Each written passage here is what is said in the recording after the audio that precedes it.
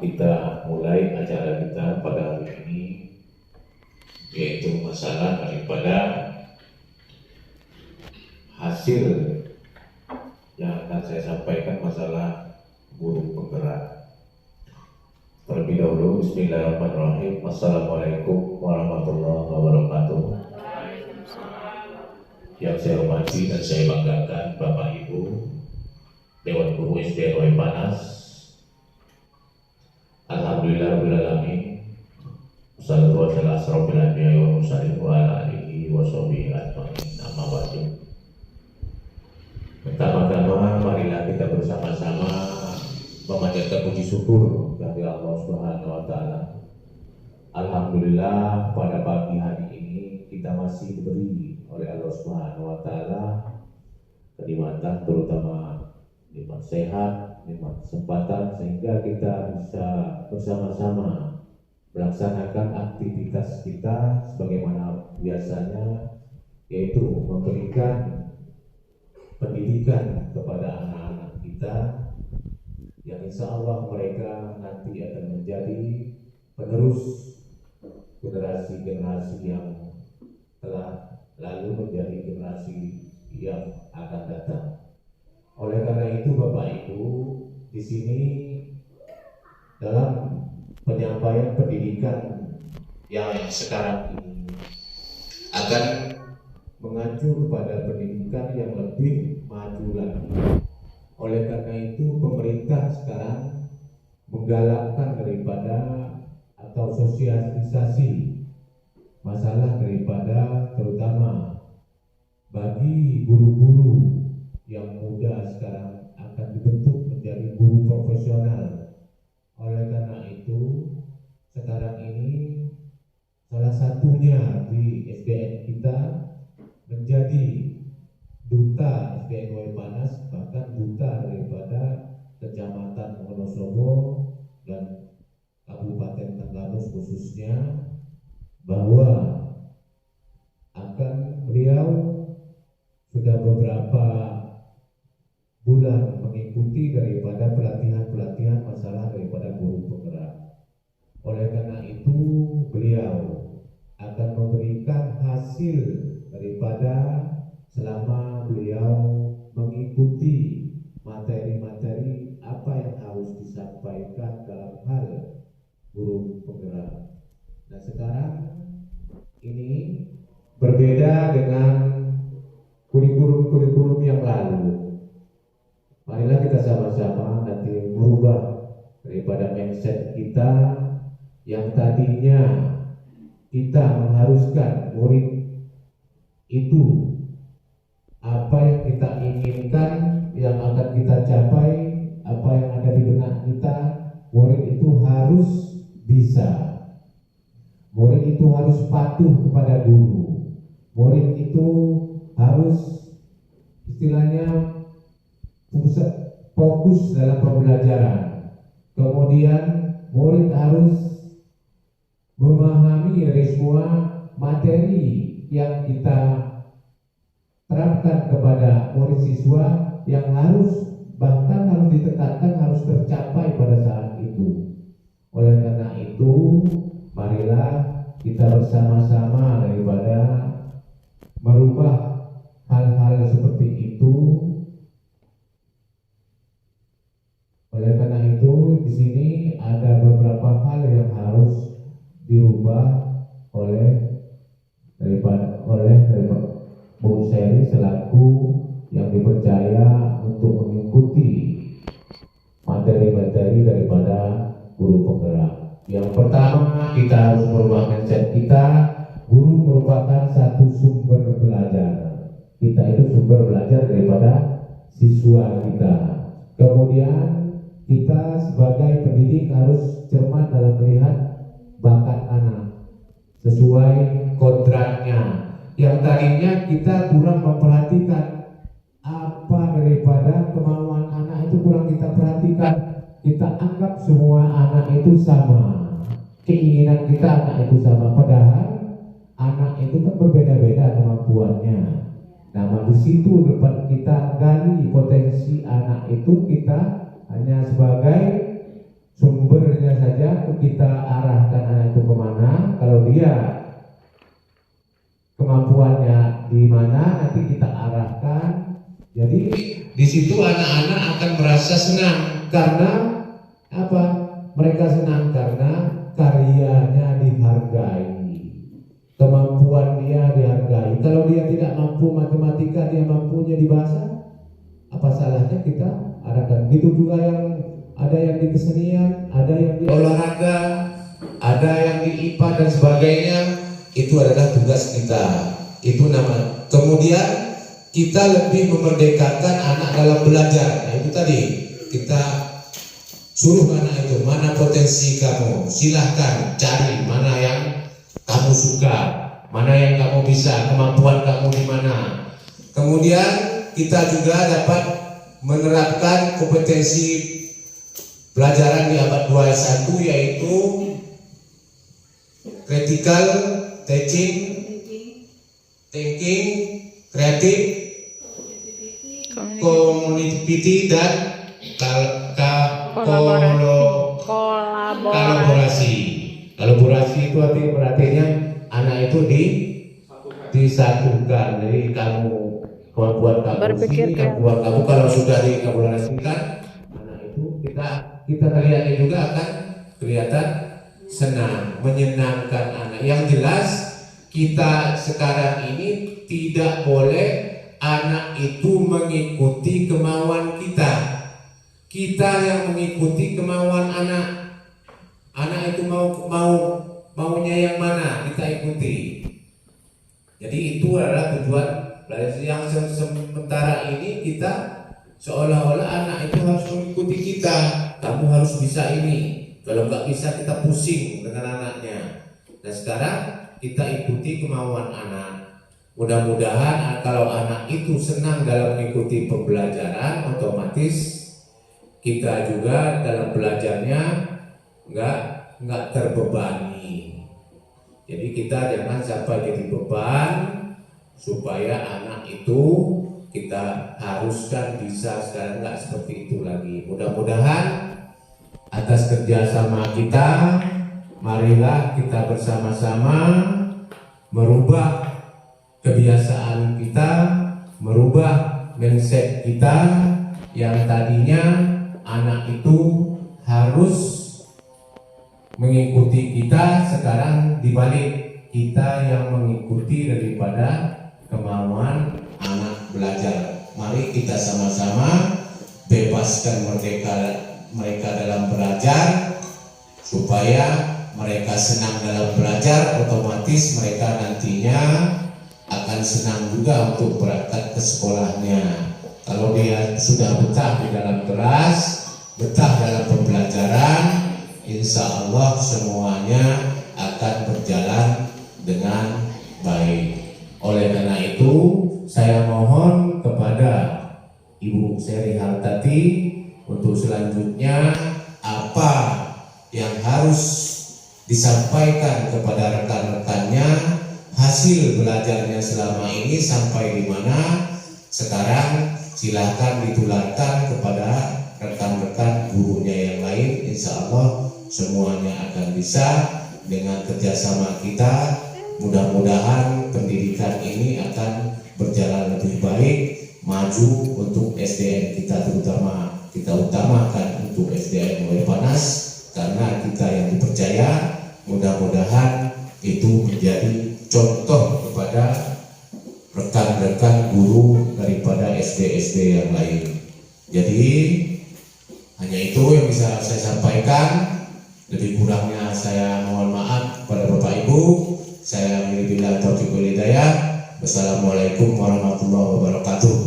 Selanjutnya saya serahkan sepenuhnya kepada Ibu Seri Hartati. Waktu Kepala sekolah yang telah memberikan waktu dan kesempatannya kepada saya sebagai guru penggerak, calon guru penggerak yang akan menyampaikan apa sih hasil saya selama ini, sudah berapa bulan ini, apa yang saya ikuti. Sebenarnya saya bergerak itu uji coba, Bapak Ibu. Jadi uji coba itu kalau apa yang saya coba bisa nggak ada hasilnya gitu. Jadi ada beberapa orang anak di sekolah sekolahan kita yang sebagai kelinci percobaan saya istilahnya, dan begitu juga dengan anak saya sendiri di rumah. Dan saya terapkan ternyata alhamdulillah ada perubahannya. Nanti akan kita lihat siapa saja sih anak-anak di sini yang mulai saya rubah, yang tadinya mungkin agak luar biasa kita anggapnya, ternyata dia ada perubahan, ingin berangkat ke sekolah. Kemudian kalau guru penggerak ini saya jelaskan sedikit, bukan untuk apa, dia agak beda-beda sedikit sih dengan PPG. PPG itu kalau untuk ini kan kebanyakan untuk dirinya sendiri. Kalau dia sudah selesai dapat sertifikat PPG, kemudian dapat tambahan tunjangan untuk guru sertifikasi. Tapi kalau kami ini PGP ini bukan untuk diri kami sendiri, tapi untuk kita bersama, untuk menggerakkan teman-teman di sini. Bukan karena saya sok rajin atau apa, bukan, tapi ayo kita bisa berubah. Yang tadinya biasa-biasa saja, kenapa kita tidak bisa sama dengan yang lain seperti itu? Yang kita lihat wah mereka itu bagus, kenapa kita kok nggak bisa bagus seperti itu? Baik Bapak Ibu, di sini yang akan saya sampaikan yaitu sosialisasi modul 1 guru penggerak. Di sini ada banyak sekali dalam modul itu. Modul 1 ada 4 tema. Jadi 1.1 sampai 1.4. Tapi kebetulan di sini kami yang wajib untuk sosialisasi di SD Induk ini, kami menyampaikan sosialisasinya 2, yaitu sosialisasi titik 1.1 sama modul 1.4. Jadi di sini saya sebagai guru penggerak tidak akan bisa berjalan tanpa adanya kita kerjasama. Karena saya bukan menggerakkan diri saya, tapi yang saya gerakkan adalah sekolah saya. Seperti itu. Nah, di sini kami punya salam ciri khas Bapak Ibu. Setiap kami akan memulai segala sesuatu, selain tapi pun itu pasti ada jawabannya, yaitu apa Bapak Ibu? Ya pun. Itu ciri khas dalam provinsi kita, Provinsi Lampung. Tapi dalam guru penggerak ini di seluruh Indonesia kami mengucapkan salam, yaitu salam dan bahagia. Kenapa? Karena salam dan bahagia itu adalah ciri khas dari guru penggerak. Karena guru penggerak bukan orang-orang yang terlalu kata orang itu orang-orang hebat, bukan. Tapi bagaimana caranya supaya anak-anak kita selalu bahagia. Nah, kemudian di sini ada yang akan saya sampaikan seperti saya tadi, yaitu modul 1.1 filosofi pendidikan Indonesia, yaitu Ki Hajar Dewantara. Yang kedua yaitu modul 1.4, yaitu budaya positif. Mungkin dari kata-katanya saja kita tidak asing ya. Kita sering sekali mendengar yang namanya Ki Hajar Dewantara. Coba sekarang saya akan mengingat kembali, kita ingat kembali apa sih yang ada di pikiran kita itu tentang Ki Hajar Dewantara. Handayani. Ya, Tuturi Handayani, benar sekali. Mantap, tepuk tangan buat Bapak Suri, yaitu guru mapel kita di sini, yaitu guru olahraga Pak ya.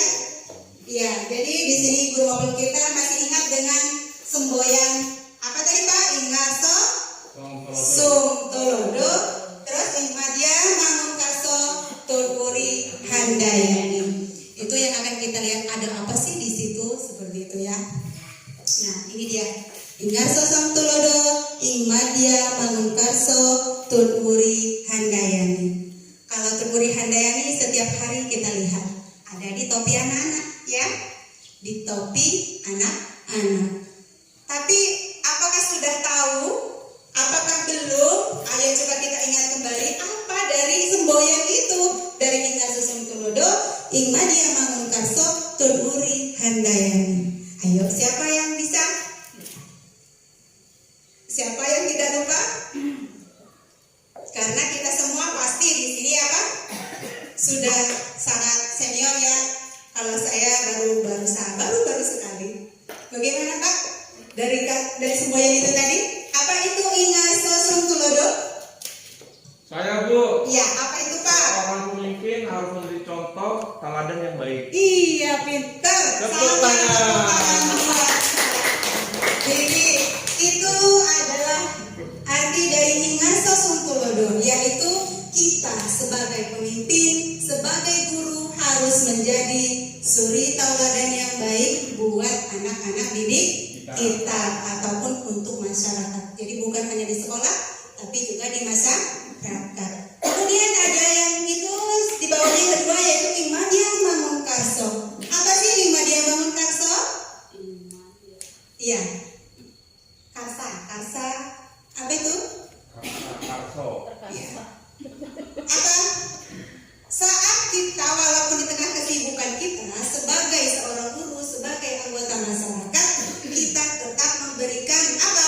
Penyemangat, dorongan kepada anak-anak, motivasi dia untuk belajar dan berkarya. Itulah dari Imadia Mangunkarso. Kemudian satu lagi yang sering kita lihat setiap hari yaitu Tuturi Handayani. Apa Ibu? Tuturi Handayani itu? Seorang pemimpin harus memberikan contoh yang baik kepada yang dipimpin. Seorang pemimpin Harus memberikan contoh yang baik teladan yang kepada- baik kepada yang dipimpinnya. Iya, itu adalah Ingarso Sungtulodo. Tuturi. Tuturi Handayani begini ya. Tuturi Handayani itu sebagai apa namanya? Contoh yang baik. Bukan, ini sebagai ikon kita sebagai pendidik. Apa sih Tuturi Handayani itu? Penyabar. Bagaimana Pak? Penyabar. depan beri contoh, ya kan? Kalau Penyabarannya yang ini mengajarkan di tengah, kalau turi itu di belakang memberi dorongan untuk motivasi. Kan? Iya. Kita bisa meningkat ya benar sekali. Kita bisa meningkat dari kata Pak Suradi tadi di depan, Ingarso di depan itu kita memberikan contoh suri tauladan. Kemudian Imadia itu dia di tengah-tengah kita sebagai pemberi motivasi dan dorongan kita. Kemudian apa Tuturi Handayani juga dari belakang kita tetap memotivasi. Tapi berbeda Bapak Ibu dengan memberi dorongan yang kedua yang di tengah-tengah tadi sebagai motivasi dia ingin berkarya. Kalau yang ketiga adalah motivasi kita menanamkan karakter terhadap anak. Jadi sekolah SD itu adalah pertama yang harus kita tanamkan adalah karakter budi pekertinya. Jangan kita hanya mengerti supaya dia itu harus jadi apa, kita paksakan tidak. Jadi kita harus pertama yang kita didik adalah budi pekerti. Ya, inilah yang akan saya ulas di sini, yang akan saya sampaikan, yaitu dari slogan Ingarso Sungtulodo, Imadia Mangunkarso, Tuturi Handayani, yaitu refleksi filosofi pendidikan Ki Hajar Dewantara. Ya, apa yang sering kita dengar ya. Sekarang kita lihat, saya di sini kalau mau melihatkan modulnya panjang sekali, maka di sini adalah refleksi yang sudah saya lakukan. Di sini ada dasar pendidikan Ki Hajar Dewantara. Di sini bisa dibaca ada menuntun. Maksud pendidikan itu adalah menuntun segala kekuatan kodrat yang ada pada anak-anak agar mereka dapat mencapai keselamatan dan kebahagiaan yang setinggi-tingginya baik sebagai manusia maupun anggota masyarakat. Jadi seperti apa sih anak SD? Kita punya peluang untuk membentuk mereka menjadi seperti ini. Jadi kita bukan hanya sebagai pendidik, hanya mendidik saja, mendidik kognitifnya saja, tapi kita harus bisa menuntun kemana dia akan pergi, kemana dia akan melangkah. Jadi lewat apa? Lewat sentuhan hati dengan memahami kodrat anak-anak. Ada yang tahu kodrat anak-anak apa itu? Apa itu Bapak Ibu? Kodrat anak-anak? sifat yang apa ya? Sifat yang dibawa sejak lahir. Dibawa sejak lahir. Ya, apalagi itu? Bawaan. Bawaan Iya. dari lahir. Bawaan dari lahir. Iya. Ingat yang sudah sering kita lupakan selama ini, sama seperti saya sebelum saya mengikuti modul ini, yaitu kita lupa bahwa anak-anak itu kodratnya ada ingin bermainnya, iya kan? Tapi kita seriuskan dengan pelajaran-pelajaran yang begitu banyak. Jadi disinilah yang akan kita ulas. Baik, di sini kita akan di sini ini yang saya percayai sebelum mengikuti modul ini. Apakah Bapak Ibu juga merasakan seperti saya? Nih, apa saja yang saya rasakan? Sebagai apa ya? Karena saya merasa seorang guru ya. Jadi saya merasa seperti itu. Murid saya harus menguasai semua materi ajar yang saya sampaikan. Benar ya Bapak Ibu? Iya, benar. Iya, pasti inginnya seperti itu kan? Iya, seperti itu. Ya benar kan? Bagaimana? Benar gak itu? Coba, itu yang saya pikirkan. Murid saya harus menguasai semua materi ajar yang saya sampaikan. Pernah nggak terbersit di situ? Iya. Itu malahan sebagai acuan saya berkhayal sebagai guru yang baik, berarti murid saya harus menguasai apa yang saya sampaikan. Itu modal utama saya pertama sebelum saya mengikuti guru penggerak. Kemudian di sini yang kedua yaitu murid harus patuh kepada guru sebagai pusat pembelajaran atau yang disebut dengan teacher centered learning. Centered learning ini kita sudah terbiasa ya bahwa seperti itu, bahwa guru adalah sumber belajar bagi anak-anak. Jadi kita yang memberikan selalu apa itu pelajarannya kita berikan kepada anak-anak. Tapi anak-anak selama ini mungkin ada yang terbebani sebenarnya Bapak Ibu. Tapi kita merasa kita hebat, sudah saya rencanakan pelajaran ini saya berikan sama anak-anak. Anak saya harus pandai, harus hafal, ya kan? Harus mematuhi apa yang saya katakan. Kata saya duduk, maka anak itu harus duduk. Kata saya berlari, anak itu harus berlari. Sebenarnya kita lupakan yaitu kodrat anak itu sendiri tadi. Kemudian di sini yang ketiga yaitu murid harus memahami semua materi ajar demi mencapai ketuntasan pembelajaran. Selama ini kita kan mempunyai pilihan Bapak Ibu, kita terpaku, terbelenggu dengan semua perangkat pembelajaran. Iya kan? Iya. Dengan semua itu saya harus membuat ini sebagai target saya ke depan. Saya harus menjadi guru hebat, saya harus lengkap. Tapi lengkap itu tanpa direalisasikan itu tak ada gunanya. Tidak akan tercapai apapun gitu loh. Maka di sini bagaimana kita merubah? Kita punya perangkat tapi sesuai dengan apa yang kita praktekkan. Seperti itu. Kemudian di sini yang terakhir yang pikiran saya yang saya sudah pahami tentang ini yaitu mengutamakan kognitif anak dibandingkan dengan aspek lainnya seperti keterampilan dan karakteristik. Kenapa saya bilang seperti itu? Saya memang seperti itu berpikiran dari awal. Anak ini harus pandai agama Islam. Anak ini harus hafal surat ini. Anak ini harus ngerti rukun-rukun salat. Tapi hanya di sini. Kalau kita hanya hafalan dan seterusnya. Seperti kalau kita matematika. Anak itu harus pandai angka-angka. Harus bisa ngitung-ngitung ya kan? Tapi sebenarnya bukan itu saja yang bisa kita lihat. Apa? Yaitu ada keterampilan dan karakternya. Ingat ketuturi handayani tadi, bukan hanya pelajaran di dalam otaknya yang pintar, tapi di sininya. Yang akan menjadi jiwa kemana arah dia pergi. Yang akan menjadi manusia seutuhnya adalah apa? Budi pekertinya. Yang akan mencerminkan profil pelajar Pancasila. Seperti itu. Baik, sampai di sini ada yang mau ditanyakan Bapak Ibu? Kita lanjut ya. Lanjut. Baik, di sini setelah saya mulai memasuki filosofi Ki Hajar Dewantara yang terbersit di dalam hati saya adalah merdeka belajar.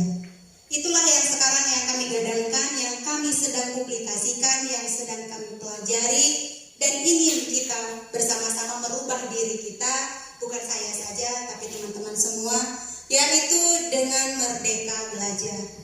Apa merdeka belajar? Guru menuntun segala kodrat yang ada pada anak untuk mencapai keselamatan dan kebahagiaan yang setinggi-tingginya, baik itu sebagai manusia ataupun masyarakat. Seperti apa sih supaya tercipta adanya apa merdeka belajar? Kita harus tahu seperti apa merdeka belajar itu. Merdeka belajar seperti ini Bapak Ibu. Umpamanya kita di kelas pelajaran apa? Yang sering kita ini kan yang anak murid takuti tentang apa? Matematika. Matematika itu sangat ditakuti anak-anak karena yang terbayang adalah angka-angka. Jadi Jadi walaupun gurunya cantik, gurunya ganteng, nggak kelihatan lagi cantik sama gantengnya, tapi sudah melihat angkanya. Jadi mereka udah bosan duluan ya. Udah, aduh, katanya ini udah pelajaran matematika pusing. Jadi gurunya nggak kelihatan lagi cantik dan gantengnya. Tapi kalau kita menerapkan Merdeka Belajar, dia akan kelihatan cantik dan gantengnya. Bahkan akan dirindukan sama anak-anaknya. Bagaimana caranya? Yaitu lihat menuntun segala kodrat. Seperti apa menuntun segala kodrat? Yaitu kita harus jangan lupa, tadi kodrat itu ada dua, kodrat alam dan kodrat zaman. Kodrat alam ini adalah yang berkaitan dari bawaan, katanya tadi bawaan lahir anak-anak, terus bawaan lahir kita juga seperti apa kita harus pahami. Kemudian seperti apa kalau kodratnya zaman, yaitu tentang IT, tentang ilmu teknologi. Jangan nanti ditanya, ternyata muridnya punya IG, gurunya tidak punya IG. Apa itu IG? Bu, saya itu IG saya seperti ini, punya ibu apa? Ibunya bingung, IG apa nak? Ternyata gurunya belum mengerti apa itu IG. IG itu Instagram, untuk cerita yang memotivasi banyak orang. Dan juga mungkin terutama Facebook itu bisa kita gunakan untuk memotivasi anak-anak kita juga. Kemudian apa? Kita lihat ke kodrat alam dulu. Kodrat alam sebelum kodrat zaman. Seperti apa supaya tercapai Merdeka Belajar? Seperti tadi guru matematika, bagaimana sih bisa senang? Kita kolaborasikan dengan kodrat anak, yaitu bermain, ya kan? Contohnya mau belajar bilangan bulat ya kan? Bilangan bulat. Ini hanya sebersih dalam ide saya sendiri. Dalam bilangan bulat itu sebenarnya ada yang kita bisa pakai lewat IT, bisa juga kita pakai lewat yang manual. Taruhlah karena kita ini di pegunungan seperti ini, karena anak-anak juga mungkin belum punya IT juga, kita bisa pakai yang manual, Bapak Ibu. Seperti apa yang saya ambil, mungkin ini tidak akan asing dengan kita. Ya, pernah melihat permainan itu? Pernah, Bu. Iya, pernah bermain itu enggak? Pernah, kita dulu sering bermain itu. Iya kan? Kenapa kita dulu hanya tamatan SD, tapi matematika apa zaman dulu itu lebih hebat kayaknya daripada yang sekarang, karena kita sering bermain dengan yang namanya congklak. Ya kan? Di sana akan terlahir strateginya. Bagaimana saya bisa mengalahkan teman saya? Ya kan? Terus dia juga akan mengerti berapa banyak yang akan saya dapat. Kalau kita dulu bilang ada gunung sini hasil saya, sebelah sini ada gunung kamu, ya. Seperti itu. Di situ kita akan bisa mempelajari tentang berapa banyak bilangan bulat. Bisa bayangkan kalau kita bermain di situ, kita kan bisa menghitung tadinya jumlah kesemuanya berapa, kita mainkan terus kita akan memperoleh keuntungannya berapa, ya kan? Nah, dari situ saja kita bisa kolaborasikan di situ. Itu salah satunya belajar menghitung bilangan bulat. Nah, seperti itu. Silau ya, Bang. Ya, Bu ya. Karena itu ada cahayanya. Kemudian di sini ada lagi yang satunya itu zaman kita juga mungkin mengalami, karena saya juga merasakan permainan itu, yaitu permainan gobak sodor ya. Itu paling ribut kalau udah main itu, ya kan? Tapi kebanyakan itu dulu kita di sekolah main, di rumah juga main, apalagi di rumah. Sebenarnya di sekolah bisa kita praktekkan gobak sodor ini. Dia di mana permainannya? Mungkin bisa mengkolaborasikan antara pelajaran PKN, ya. Terus pelajaran apa lagi? Olahraga. Kemudian apa lagi itu? SBK. Jadi apa sih yang ada di situ nilainya? Coba dari gambar itu, gobak sodor itu ada nilai apa saja? Ya, ada strateginya, betul, ada nilainya. Nilai apa yang tercermin dari gobak sodor itu? Dari pelajaran apa kita bisa kolaborasikan? Di satu lapangan bisa 3 guru di situ. Bisa bekerja sama, guru mapel dengan guru kelas. Ada apa saja di situ? Mungkin yang guru olahraga bisa bekerja sama dengan guru kelas. Guru agama juga bisa bekerja sama dengan guru kelas. Ada di mana nilai-nilainya? 1, kebersamaan. Iya kan? 2, bergotong royong. 3, saling membela, ya kan? Yang keempat, diaran itu apa? Harus apa? Bisa bersatu, bagaimana punya strategi yang baik agar berhasil dalam kelompoknya, ya kan? Jadi kita bisa seru, bermainnya seru di sana. Kalau kami kemarin dicontohkan seperti ini, kalau Ki Hajar Dewantara kemarin dia mengajak anak muridnya itu bermain di lapangan, dia bermain pasir, menggambar sebuah peta Indonesia yang menggambar di pasir. Akhirnya anak-anak itu senang rupanya karena bermain pasir itu membahagiakan. Tapi kita harus tuntut mereka agar tidak terkena mata, agar bisa terarah seperti itu. Nah, ini dalam cara mengkolaborasikan pelajaran dengan permainan.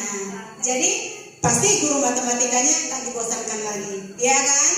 Iya. Atau yang termudah yaitu dengan kapsot, dengan angka-angka yang kita potong lewat kertas bisa kita tempel bersama anak-anak sebagai game, permainan gamenya. Sekarang kan yang disenangi anak-anak game ya. Game itu sangat menjelajahi anak-anak. Nah, di sini ada pandangan Ki Hajar Dewantara yang saya ini kan, padi diibaratkan olehnya seperti anak murid dalam melaksanakan pendidikan. Kemudian ibarat petani sebagai guru yang menyebarkan benih atau bibit padi, tidak bisa memaksakan tanaman padi menjadi tanaman lainnya. Nah, seperti apa sih seperti itu? Maksudnya seperti ini. Sekolah adalah sawahnya, ya kan? Kita mendapat benih itu tidak tahu dari mana, tapi kita dapat benih. Siapa petaninya? Yaitu kita sebagai seorang guru. Jadi kita tidak bisa memaksakan benih itu, benih padi tadi mau kita buat jagung. Nggak mungkin, ya kan? Nggak mungkin. Bisa-bisa dia kalah dengan ilalang terus mati. Karena banyak keong emasnya, akhirnya dia mati, tidak tumbuh dengan sempurna. Siapa yang akan menggarap itu? Siapa yang akan membuat berhasil? Yaitu kita. Kita apa? Kita butuh pupuk, ya kan? Butuh korek untuk menggoretnya agar kita bersih. Itu yang akan kita buat supaya si padi ini tumbuh subur. Sama halnya dengan anak kita tadi. Kita dapat katanya anak yang luar biasa nakalnya. Anak ini blow-on, sering kita katakan kata itu, tapi sebenarnya bukan blow-on dia. Tapi memang itulah keunikan anak-anak itu. Ada yang takut, dia menangis tidak mau sekolah karena takut gurunya. Kita tahu bagaimana caranya merangkul anak ini supaya tidak takut lagi, supaya dia mau sekolah, pengen merindukan diri kita sendiri. Nanti saat mereka kita nggak sekolah, Bu Seri kemana kemarin mau sekolah Bu? Kelas kami nggak ada yang ngajar umpamanya. Kami pengen Ibu ketemu. Kenapa? Mungkin seperti itu karena ada hal yang dia ingat yang bisa membahagiakan dia walau sedikit. Seperti itu Bapak Ibu. Itulah pandangan Ki Hajar Dewantara yang selama ini banyak yang terlupakan dari Bapak pendidikan kita. Maka dari itu mari kita merubah mindset kita supaya bagaimana caranya sekolah itu menyenangkan. Ada yang mau dipertanyakan? Satu aja boleh. Setelah saya mempelajari ini bukan 1 bulan, 2 bulan ya Bapak Ibu. Kemarin udah berapa bulan? Nah, ini apa yang harus kita rubah? Ternyata ini menurut saya yang harus kita rubah di sekolah kita ini. Apa itu? Merubah mindset kita tadi, pikiran kita bahwa kita bukan satu-satunya sumber belajar, tapi bisa dari alam, bisa dari permainan anak-anak, bisa dari kita sendiri yang bisa membayangkan media. Kemudian sebagai pendidik harus lebih cermat melihat bakat anak. Jadi kita lihat, saya temukan itu di kelas 1, ada yang dia takut mau sekolah karena dia nggak bisa nulis, ada yang karena memang mungkin kurang perhatian dari gurunya, juga saya temukan. Bukan dari gurunya, dari orang tuanya. Seperti yang ada di kelas 4. Tapi sekarang alhamdulillah sudah ada perubahan karena kita dekati, yaitu kata saya tadi, dengan hati kita yang tersenyum. Saya dulu pemarah Bapak Ibu. Kalau saya sama anak saya nggak suka, dia pasti tangan saya jalan. Rambut yang ini nih, yang laki-laki saya tarik. Kemudian kalau saya kesel, saking keselnya saya cubit. Tapi alhamdulillah dengan sendirinya beriring berjalan seperti ini, itu kita bisa ubah. Jangan lagi melakukan hal seperti itu. Itu akan teringat sampai dia tua. teringat sampai tua. Tidak akan pernah lupa. Saya dulu pernah diculik Bu Sally karena saya nggak bisa hafalan, itu bisa diingat. Jadi kalau kita walaupun dia nggak bisa kita rangkul, insya Allah dia nggak bakal lupa bahwa saya dulu diajak supaya bisa. Gitu. Kemudian di sini tidak lagi memfokuskan pada penilaian kognitif anak. Kita nggak hanya fokus pada dia harus pandai baca, pandai ngitung itu nanti dulu. Kita harus tanamkan karakter anak dulu. Dia bisa nggak sih setiap hari salaman sama gurunya? Ya, bisa nggak sih dia senyum sama gurunya saat dipanggil tidak memalingkan muka? Kita kan sering memanggil sini nak, apalagi kalau manggil hoi, kita dengan kata-kata hoi, karena itu pasti meleos. Dia nggak mau melihat kita. Maka itu yang harus kita tahu. Kemudian lebih memerdekakan anak itu tadi, kita tidak terlalu memaksakan pelajaran terus harus sesuai keinginan kita, tapi kita harus tahu anak ini senangnya seperti apa. Kita ikuti tujuan kita gabungkan dengan permainan anak yang mereka suka. Kemudian di sini kita dapat menerapkan kompetensi belajar abad 21 yaitu critical thinking, creativity, communication, dan collaboration. Apa sih critical thinking? Yaitu berpikir kritis. Dia ingin membuat sesuatu. Ya kan? Punya keinginan dia ingin merubah saya bisa ini. Tapi kita hargai walaupun dia hanya buat coretan saja. Seperti itu. Kemudian kreatifnya itu dia mau buat apa? Pokoknya buat seperti ini. Ini ya. Kalau kita ini kan nanya udah bagus benar, kita taruh kita tempel di kelas kita. Senangnya luar biasa. Seperti itu. Kemudian komunikasi, yaitu komunikasi antar guru. Bukan hanya murid saja yang dibutuhkan, tapi antar guru, antar teman kita juga harus komunikasi. Kepada anak-anak kita harus komunikasi, terutama kepada kepala sekolah. Apa yang kita inginkan ngomong sama kepala sekolah. Saya pengen ini, saya ngomong gitu. Saya harus punya tongkat di sekolahan itu, yaitu kepala sekolah dan teman sejawat kita sendiri. Kemudian di sini kolaborasi. Pak Didi pintar sekali mau membuat karya apa, kita kolaborasikan dengan pelajaran saya. Pak Didi, tolong sih bantuin saya seperti itu mendandan itu Pak. Jadikan karya agama tetap ada, tidak robek. Jadi minta tolong. Begitu juga sama anak-anak. Anak-anak ini ternyata dia pandai menulis, yang satu nggak bisa nulis. Jangan kita pisahkan. Kita pisahkan itu yang nggak bisa di situ, yang bisa di sini. Jangan. Kita barengkan apa duduk bareng. Nanti sambil dia kan nanti tutorial teman sejawat itu sangat lebih cepat ya nyambungnya daripada kita yang agak memaksakan seperti itu. Nah, dari sini inilah yang saya anggap yang harus kita ubah dari modul 1 tadi ke modul 1.1. Ada yang mau ditanyakan sebelum saya beranjak kepada 1.4? Iya Pak, boleh. Sesuai dengan filosofi dari Ki Hajar Dewantoro bahwa seorang guru itu adalah sebagai suri teladan atau contoh di dalam pendidikan anak-anak di sekolah.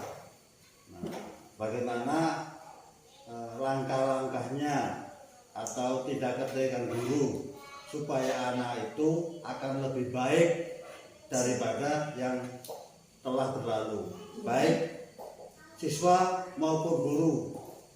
Karena saya perhatikan selama ini mungkin kita banyak kelalaian atau keteledoran. Contoh hari ini hari Senin ya, karena guru adalah sebagai suri teladan, seharusnya seragamnya kuning-kuning, saya pakai kaos umpama.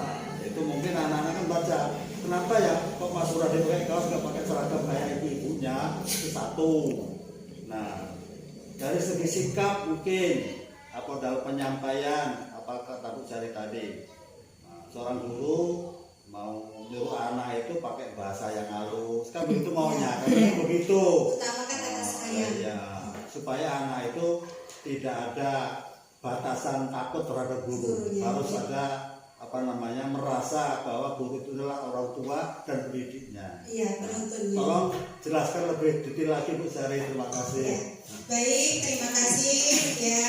Baik Pak Suradi, itulah sebenarnya yang akan kita gembleng diri kita sendiri. Siapa yang akan merubah mindset kita kalau bukan kita? Makanya ya Bapak Ibu, dari dulu saya katakan jangan ada sebutan dengan teman-teman itu selain ibu dan bapak. Karena itu merupakan ciri khas dari kita suri tauladan untuk anak-anak. Kalau kita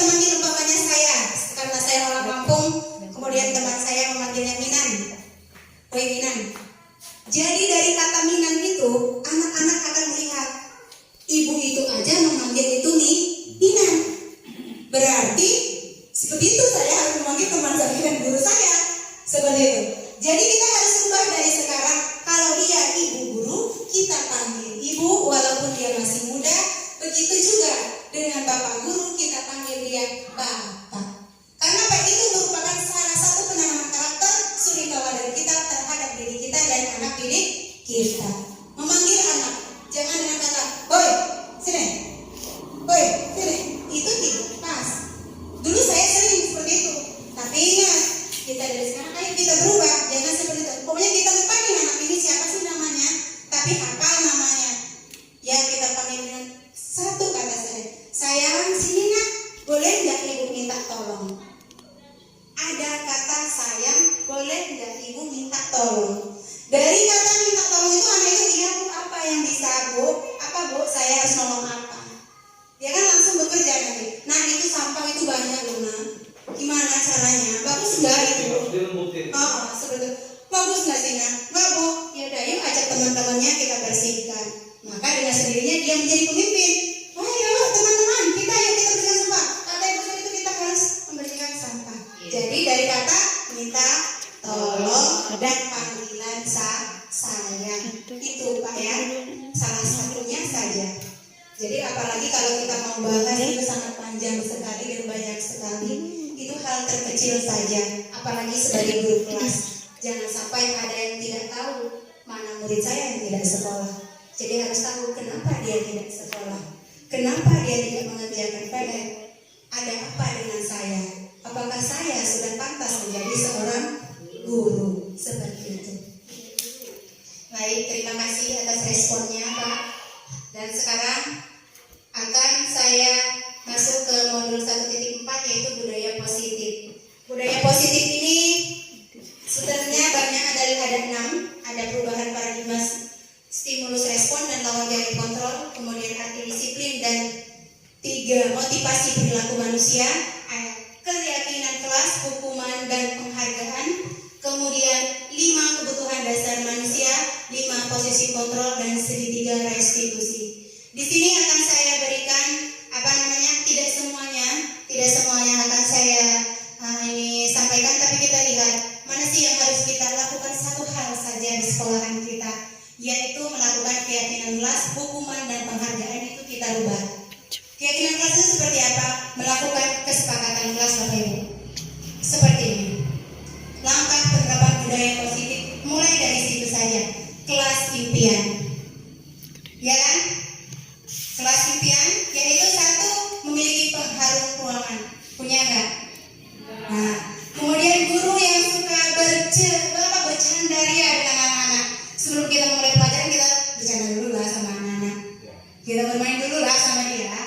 Walaupun kita walaunya sebentar, ya walaupun kenalan, wow kamu jepitnya bagus loh, ibu suka atau bapak suka, seperti itu. Kemudian teman-teman yang menyenangkan dan yang lain. Kemudian kesepakatan kelas. Apa aja kesepakatan kelas? Kita tawarkan sama anak-anak. Pokoknya anak-anak sebelum kita, sekarang kan jadi bapak nih atau ibu saya ini yang jadi wali kelasnya. Kita buat kesepakatan kelas dulu ya sama ibu. Bagaimana supaya sekolah kita ini bisa hebat dari kelas yang lain umpamanya. Bagaimana Bu? Bisa nggak? Apa yang kita ini kan? Yuk kita tawarkan, bisa nggak datang tepat waktu? Kata anak bisa Bu. Jadi kita tulis di karton atau apa, nanti kita tempel di kelas.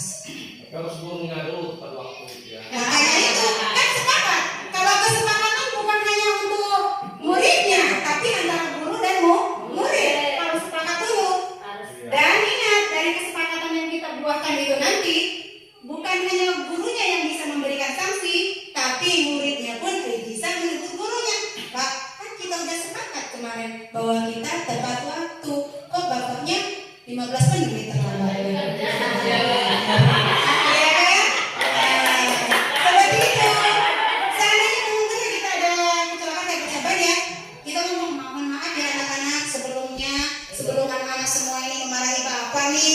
Berikan hukuman sama bapak tadi betul Bang. Jadi akhirnya bapak terlambat 15 menit. Tapi apa kata anak? Iya Pak. Yang hari itu sekolah terus. Iya. Seperti itu. Sakit perut. Ya benar. Seperti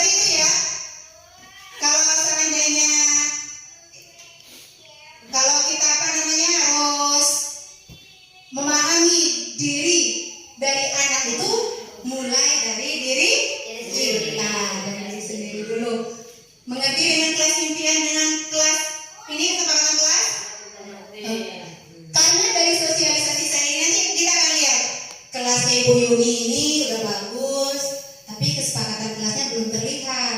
Berarti nanti kan Ibu Yuni punya kesepakatan kelas yang sepakati anak-anak, kan kayak ini kesepakatan Ibu Yuni dengan muridnya, seperti itu, dan begitu juga dengan yang lain. Kemudian dari kelas impian dan kesepakatan kelas yang bisa kita janjikan sama anak-anak, bersama kita juga bergerak akan mewujudkan profil pelajar Pancasila yang seperti apa? Dari tadinya menjaga kebersihan, berdoa sebelum dan sesudah kegiatan, aktif dalam pembelajaran, mereka bisa mewujudkan profil pelajar Pancasila, yaitu beriman, bertakwa kepada Tuhan Yang Maha Esa dan berakhlak mulia, kreatif, bernalar kritis, mandiri, gotong royong, berbineka, global. Makanya dari itu, kalau kita menjadi guru yang kreatif dan juga kita bertanggung jawab dan selalu membuat diri kita bahagia, insya Allah anak kita juga akan bahagia.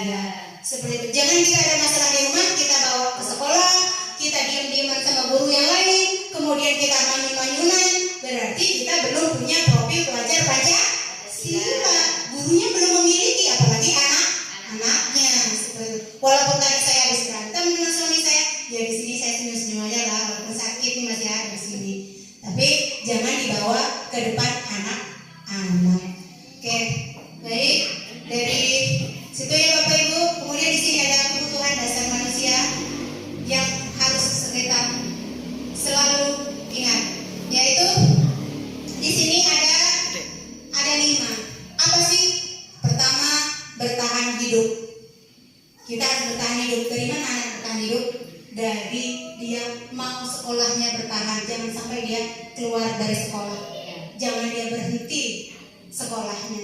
Kemudian penguasaan, kebebasan, kesenangan, cinta kasih dan rasa memiliki dan dimiliki, itu yang akan harus kita kuasai sebagai guru. Nih contohnya, saya contohkan sedikit saja. Mungkin kita ini hanya sepele ya Bapak Ibu yang saya ambil, tapi sebenarnya saya sering temukan gitu. Kalau dulu belum pakai jilbab ya anak kita, sering ada yang pakai jepit rambut, ada yang semuanya aut-autan aja, ada yang ini. Ternyata itu juga mempengaruhi. Mungkin seperti ini, ibu guru bilang aku tidak boleh bersenandung sewaktu mengerjakan tugas. Pernah kan ya? Anak itu nyanyi aja. Terus dia bilang, diam nak, nanti nyanyinya, sekarang belajar dulu, ya kan? Nah, apa yang dia butuhkan dari anak yaitu kesenangan. Jadi kita bilang, oh mau nyanyi ya, dia udah nyanyi dulu sekali, suruh nyanyi, terus ya sudah tepuk tangan sama teman-teman, ayo kita belajar dulu ke sini. Seperti itu, akhirnya dengerin lagi. Nah kemudian di sini ada yang namanya apa, ibu guru tidak menyapaku hari ini, mungkin dia udah segio, udah senyum dari jauh, mau salaman sama kita atau dia mau bu, tapi kita ini kumpul aja lihat bawah, karena tadi kuat dari rumah, akhirnya menyapa anak itu. Apa di dalam hati anak itu? Akhirnya apa? Dia itu pingin apa? Dia pingin apa? Pingin diperhatikan, iya kan? Iya, pingin dicintai dan kasih sayang, seperti itu. Kemudian ada juga yang lain sangat banyak. Ada yang mungkin tentang gambarnya tidak rapi, terus dia